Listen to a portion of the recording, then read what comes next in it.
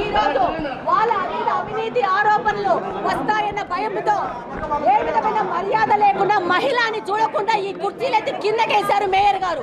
నేను కుర్చీల కోసం పాకులాడుతుంటే ఆయన అవివేకతనం ఆయన కుర్చీ తీసేయడానికి ఆయన విజ్ఞానికే వదులుతున్నాను. కానీ ప్రజలు ఎంతో ఆశయంతో నన్ను గెలిపించుకున్నారు. వాళ్ళే నాకు శిరోధార్యం. డెఫినెట్ గా ప్రజా సమస్యల కోసం పోరాడుతాను, ప్రజాక్షేత్రంలో ప్రజల కోసం పోరాడుతాను. ఈ అవినీతి తిమింగళాలని తప్పకుండా ఎంక్వైరీ చేసి వీళ్ళని డెఫినెట్ గా బయటికి లాగడం ఖాయం. వీళ్ళు ఎన్నిసార్లు వాకౌట్ చేసినా, ఎంతమంది కుర్చీలు లాగేసినా, కుర్చీ ఆల్రెడీ ప్రజలు నాకు ఇచ్చినారు. ఈ కుర్చీ కోసం పోరాడతాను అనుకుంటున్నారేమో. ఈ కుర్చీ కోసం పోరాడాల్సిన అవసరం నాకు లేనే లేదు. ప్రజల గుండెల్లో ఉన్నాను. ప్రజల గుండెల్లో ఉండి ప్రజల యొక్క ప్రేమాభిమానాల కోసం పోరాడతాను తప్పితే కుర్చీల కోసం పోరాడాల్సిన అవసరం నాకు లేనే లేదు. ఈ రోజు వాళ్ళకి సత్తా ఉంటే, దమ్ముంటే ఈ మీటింగ్ జరిపినింటే 10 గంటలైనా ఇదే స్టేజ్ మీద నిలబడి నేను సమాధానం ఇచ్చే శక్తి ఉంది.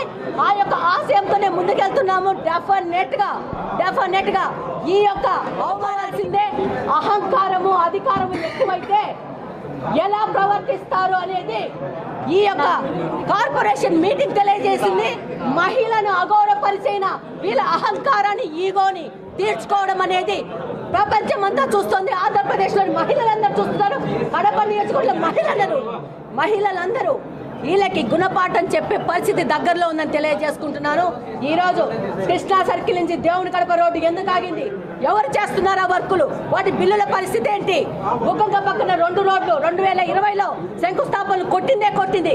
ఆ రోడ్ల పరిస్థితి ఏంటి? వాటి పరిస్థితి ఏంటి? ప్రశ్నిస్తామని భయపడిపోతున్నారా? ఈ యొక్క పెద్ద ఆయన గత 8 సంవత్సరాల నుంచి సొంత కారు వాడుకుంటా కార్పొరేషన్ నుంచి అవుట్ సోర్సింగ్ వెహికల్ కి ఇవ్వాల్సిన డబ్బుల్ని డ్రా చేసుకుంటూ తింటున్నారు. ఇది అవినీతి కాదా? అవినీతి మరి ఇంత చీప్ గా చేస్తారా? ఇది ప్రశ్నిస్తానని చెప్పి ఇక్కడ కుర్చీ తీసి కిందికేస్తే ప్రశ్నించలేమనుకుంటున్నారా? నా గొంతుగా మీరు నొక్కుతారా? నన్ను అవమానిస్తే డిప్రెస్ అవుతానా? ఏమైతాను? ఏమి కాను. మహిళ అనేది ఒక శక్తి. మహిళను అవమానించినోడు చరిత్రలో బాగుపడ్డ దాఖలాలే లేవు. ఈ యొక్క పెద్ద ఆయన తన యొక్క మర్యాదలు, గౌరవాలు, సాంప్రదాయాలు మర్చిపోయి మహిళలని చూడకుండా అవమానించాలనుకున్నాడు. ఆయన చేసుకున్న గోతిలో ఆయనే పడతాడు.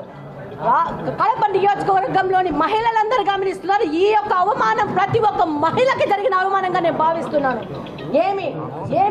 ఏం జరుగుతున్నాయి?